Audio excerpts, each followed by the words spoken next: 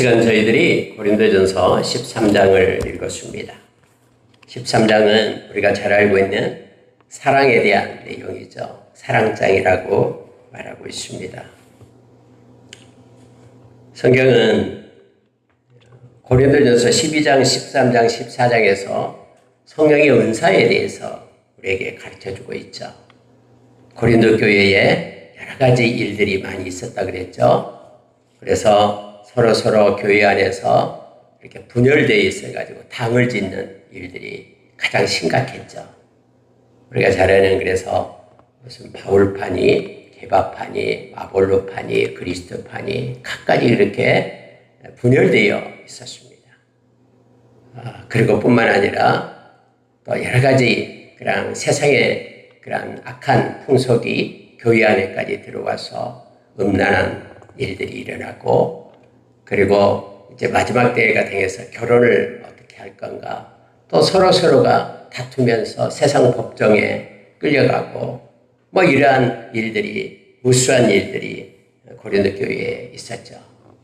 그래서 고린도 전서는 이러한 실제적인 삶 가운데 일어나는 일들 가운데 예수 믿는 사람으로서 우리가 어떻게 이 일들을 극복하고 나가야 될 것인가를 조목조목 바울사도가 편지를 써서 가르쳐주고, 또 다음에 또 방문하고 하는 일들이 있었음을 우리는 잘 압니다.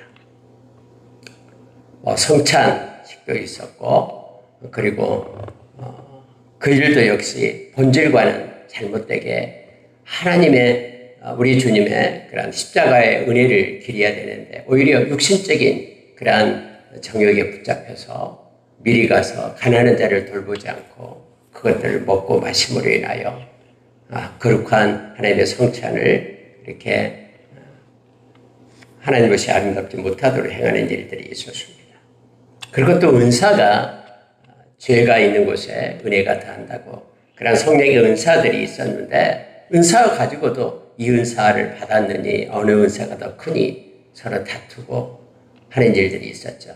그래서 여러분, 우리가 고린도전서 12장에서 은사에 대한 일이 시작이 됩니다. 그래서 13장, 14장까지 성령의 은사에 대한 내용을 기록하고 있음을 보게 되죠.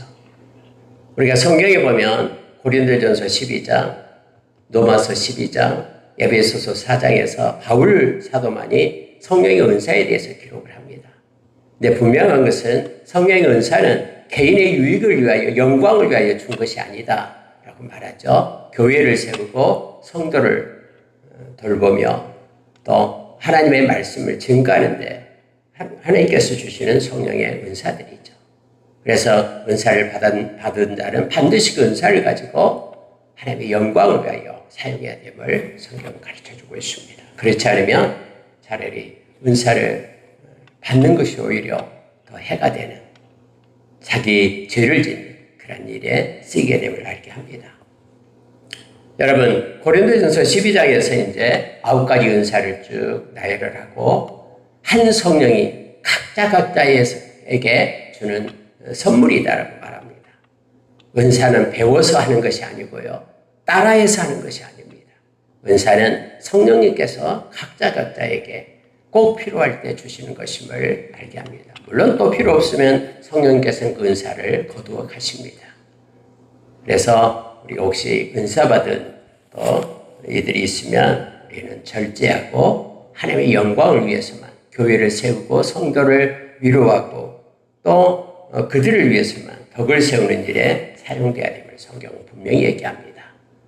근데 여러분, 고린도전서 12장 마지막 절 31절에 보면은요, 너희는 더욱 큰 은사를 사모하라. 내가 또한 가장 좋은 길을 너희에게 보이리라 라고 말씀하면서 더욱 큰 은사를 사모하라.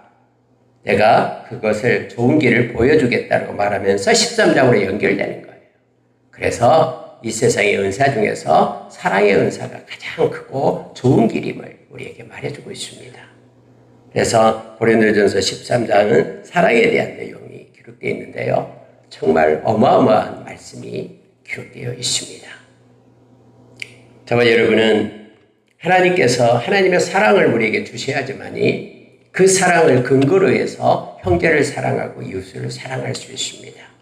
우리가 하나님을 먼저 사랑하는 것이 아니라 하나님이 우리를 먼저 사랑을 했죠. 그래서 그 사랑을 간직한 자가 사랑을 할 수 있음을 알게 합니다.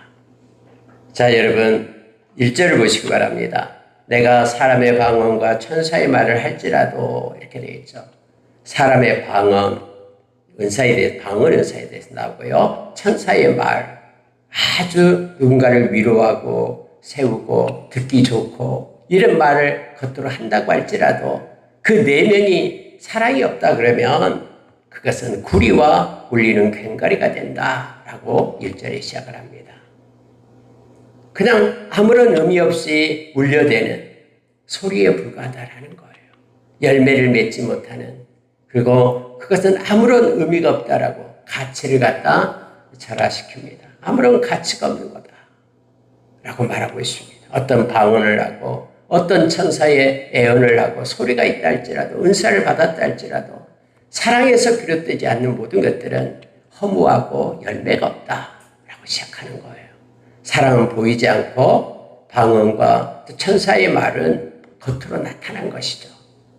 근데 고린도 교회는 누가 더 크냐? 내 방언이 더 세다. 누가 크냐? 권세가 있다 없다? 이것으로 가득 차 있었죠. 그래서 오늘 말씀은 그거보다도 더 중요한 게 내면에 있는 사랑의 은사다라고 말하고 있습니다. 2절에 가보십시오. 내가 예언하는 능력이 있어. 예언이 나오죠. 모든 비밀과 모든 지식을 알고 지식이 나와요. 산을 옮길 만한 모든 믿음이 있을지라도 믿음이 나와요. 물론 여기서 산을 옮길 만한 믿음은 우리가 믿음으로 구원받는다 할 때 그 믿음이 아니에요. 여기서는 능력을 행하는 믿음에 대해서 말하고 있죠. 믿음의 선진들 중에 믿음의 권능을 가지고 행했던 많은 믿음의 선진들이 있었죠. 근데 그들이 받은 은사에 대해서 말하고 있는 것입니다. 그러니까 13장에 나오는 이 모든 것들이 앞에 12장과 연관되어서 어떤 예언을 한다, 또 어떤 능력을 가지고 있다, 능력 행함에 대한 은사를 말하죠. 비밀과 모든 지식의 은사가, 지식의 말씀이 있다, 또 산을 옮길 만한 믿음이 있다. 여러분, 고린도전서 12장에 7절 이하에서 9가지 은사가 나오잖아요. 지식의 말씀, 지혜의 말씀, 지식의 말씀, 믿음, 병 고치는 은사, 또 능력 행함, 애언, 또 영 분별함, 방언 통역, 9가지 그런 은사들, 각자에게 주시는 그런 은사들, 그것이 있다 할지라도 내면에 사랑이 없으면 아무것도 아니다라는 거예요.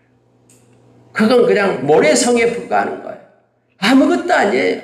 막 뭔가 멋있게 보이고 뭔가 굉장한 것 같지만 내면에 사랑이 없으면, 하나님의 사랑이 없으면 그것은 꽝이다라고 지금 말하고 있는 것입니다.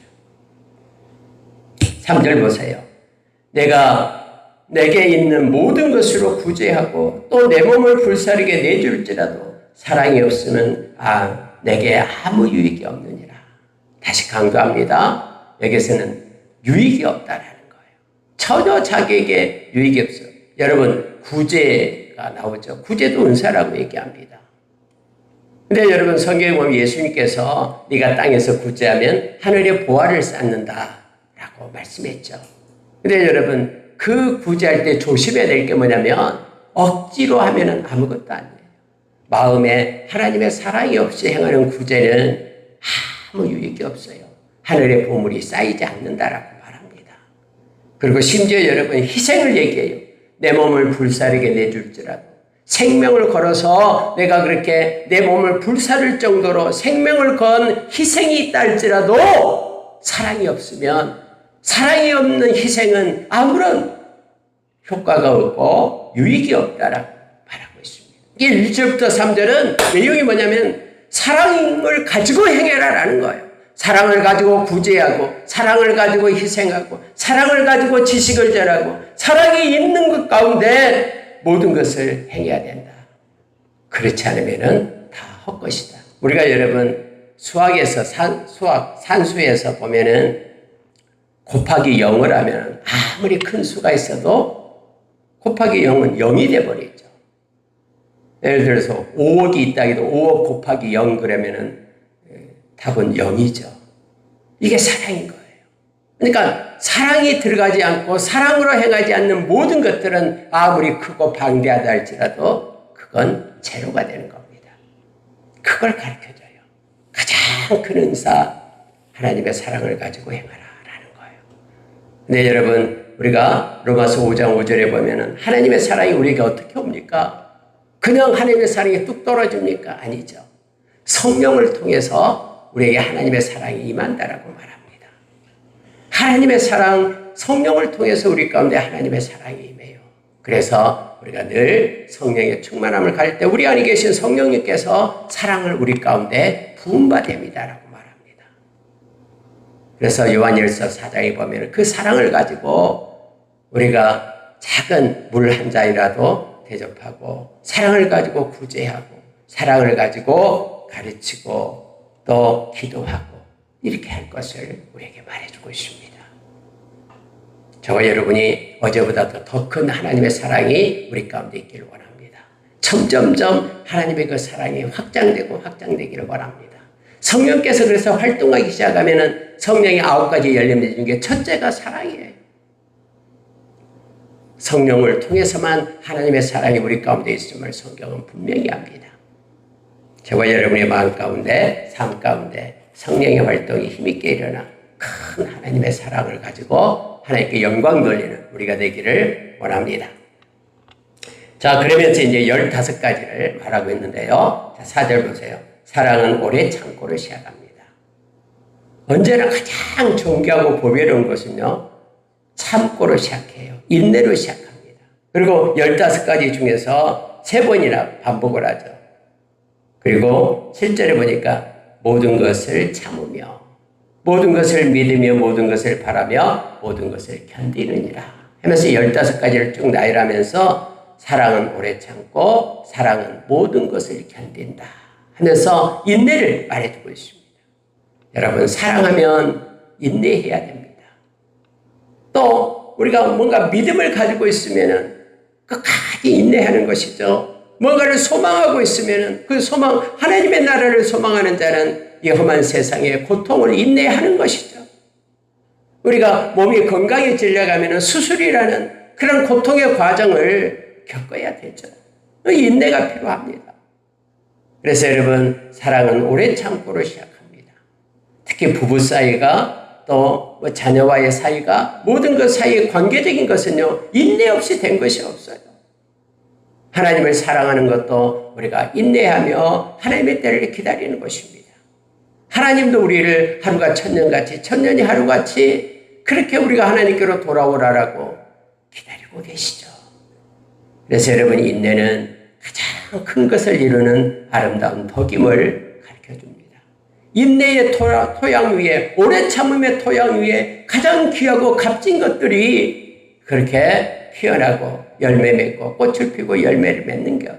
그러니 인내하지 못하면 모든 것을 허망하게 만들고 중간에 떨어지게 만들고 갇혔게 만듦을 알게 합니다. 사랑은 오래 참습니다. 사랑은 온유합니다. 사랑은 시기하지 않습니다. 사랑은 자랑하지 않습니다. 사랑은 교만하지 않습니다. 사랑은 무례히 행하지 않습니다. 특별히 사랑하는 자에게는 무례히 행하지 않습니다. 왜냐하면 인내하기 때문에 그렇죠.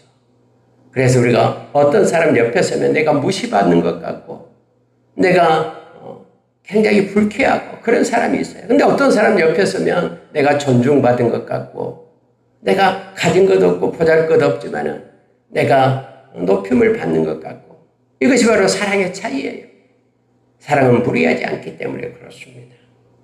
자기의 유익을 구하지 아니하며 즉 사랑은 이기적이지 않습니다.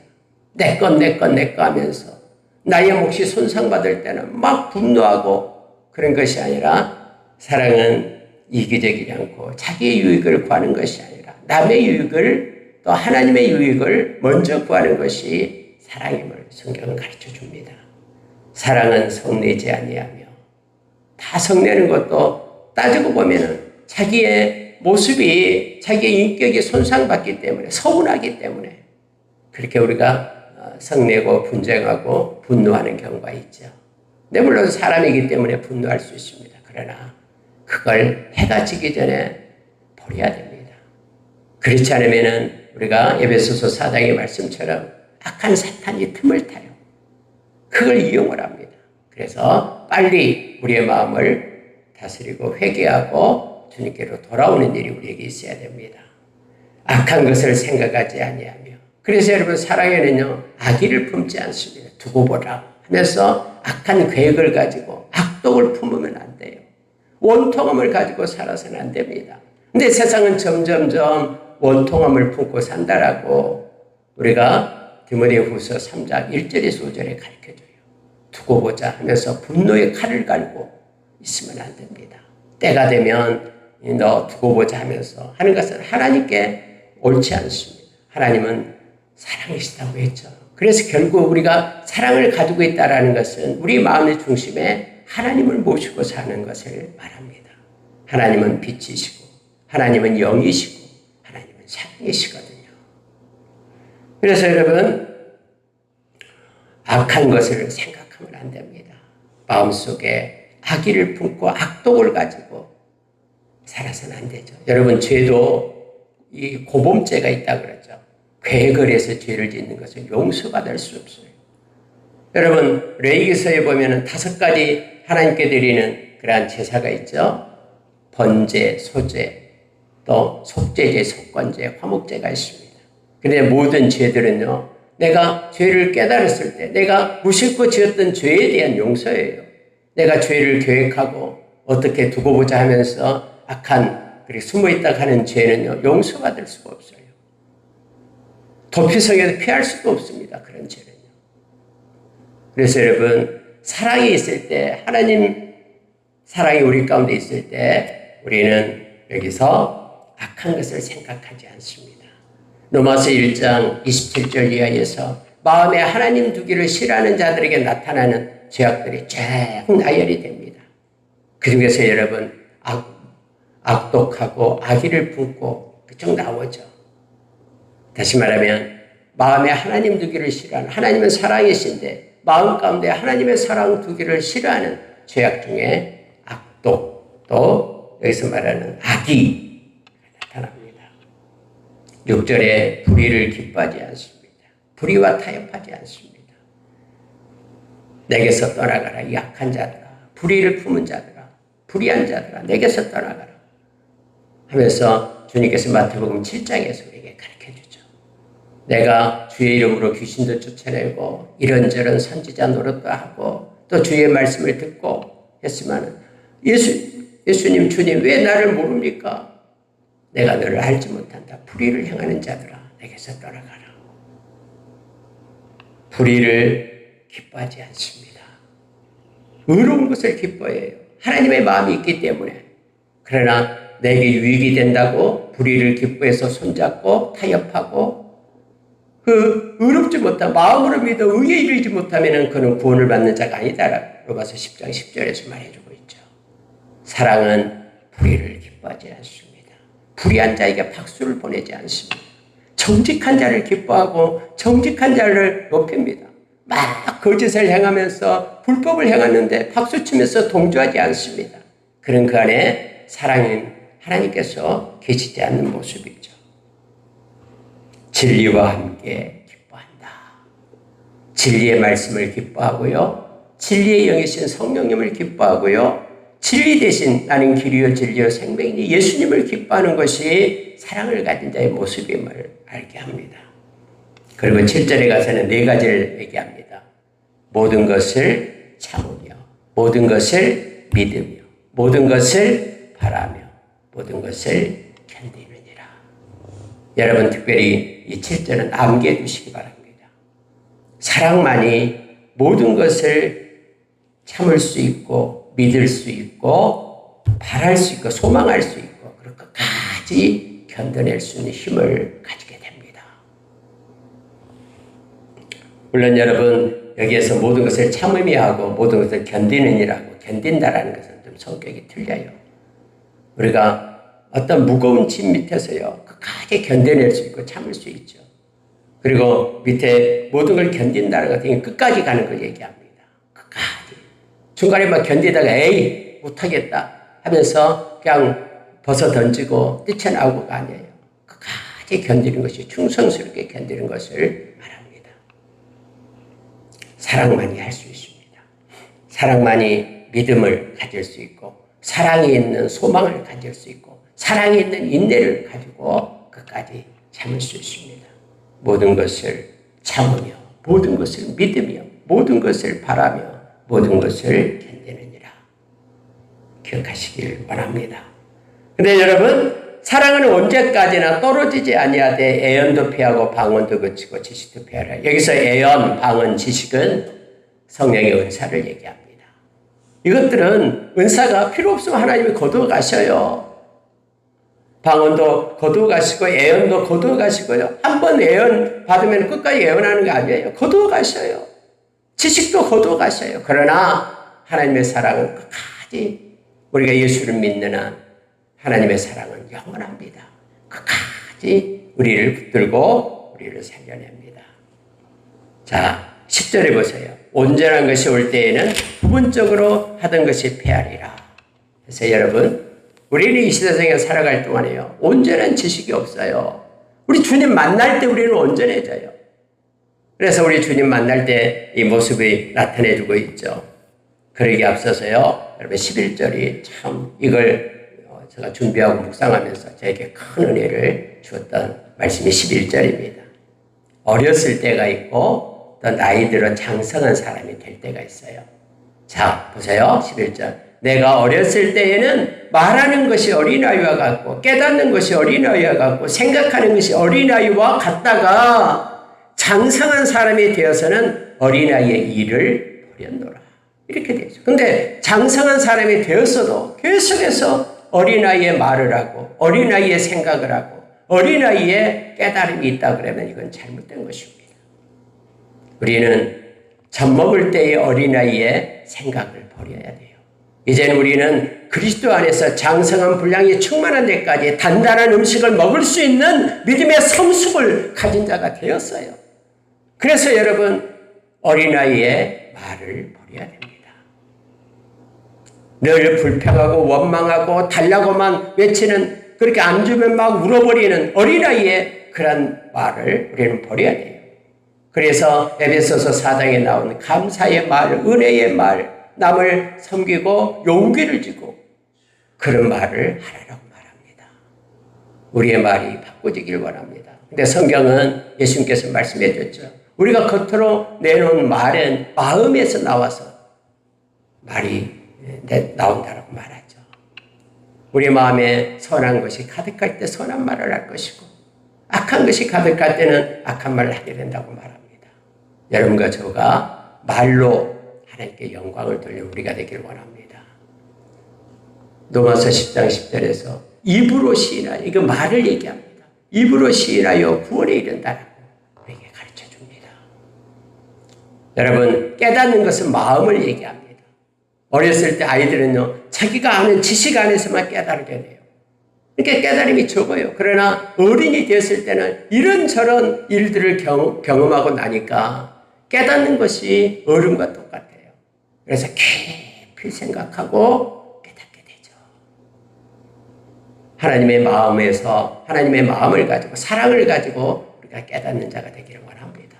그래서 십자가의 그 하나님의 사랑을 깊이 깨닫는 어른의 마음을 가진 우리가 되기를 원합니다. 생각은 머리에서 나오잖아요. 그럼 어린아이의 생각과 어른, 장성한 자의 생각은 틀려요. 어린아이의 생각은 이기적이에요. 자기밖에 몰라요. 그래서 어린아이는 꼭 쥐고 있죠. 그것 때문에 누가 훔쳐가면 막 울고 그러잖아요. 내 어른의 생각은 남을 먼저 생각하고 배려해요. 그래서 그 생각의 깊이가 더해집니다. 특별히 성령께서 우리의 마음과 생각을 감찰하시고 또 말씀이 마음과 생각을 감찰한다고 했습니다. 우리의 마음에 하나님의 말씀, 성령의 충만과 말씀 충만이 있어서 깊은 생각과 마음으로 깨닫는 마음으로 하나님께 영광 돌리는 우리가 되기를 원합니다. 점점점 더 자라가는, 성장해가는 그리스도의 장성의 분량이 충만한 데까지 이르는 에베소서 4장 13절의 말씀처럼 그렇게 우리가 점점 온전해지고 닮아가는, 성화되어가는 우리가 되기를 원합니다. 12절 보십시오. 이것도 너무나 귀한 말씀입니다. 우리가 지금은 거울로 보는 것 같이 희미해요. 지금 거울로 보면 환하게 보이잖아요. 근데 거울은 내면을 보여주지 않죠. 겉모습만 보여줘요. 그리고 옛날에 거울은 이런 유리가 아니라 옛날에는 청동 있죠. 청동 거울이다 그러죠. 그래서 봐도 좀 희미해요. 뭐가 묻었는지 어떤지 잘 몰라요. 그래서 희미하다고 말합니다.